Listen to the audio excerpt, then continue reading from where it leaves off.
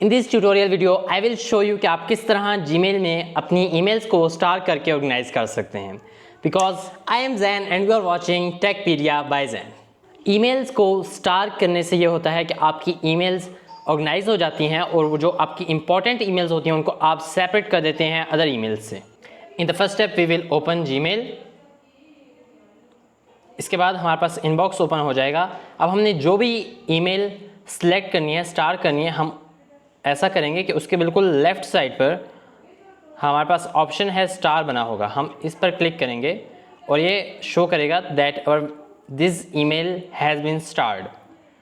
Now I will select different emails 1 2 3। तो ये सारी ईमेल्स स्टार हो गई हैं।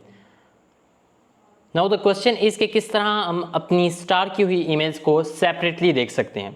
सो हम इस ईमेल पेज के बिल्कुल लेफ़्ट साइड पर जाएंगे और स्टार्ट के ऑप्शन पर क्लिक करेंगे।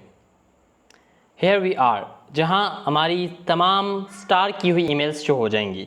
सो इस तरह मैं इजीली अपनी जो इम्पॉर्टेंट ईमेल्स हैं उनको स्टार कर दूंगा और लेटर ऑन अपनी स्टार ईमेल्स को अलग एक फ़ोल्डर में जो कि लेफ़्ट साइड पर प्रेजेंट है मैं उसे एक्सेस कर सकता हूँ। So that's so easy. इस तरह आप अपनी ईमेल्स को स्टार कर सकते हैं।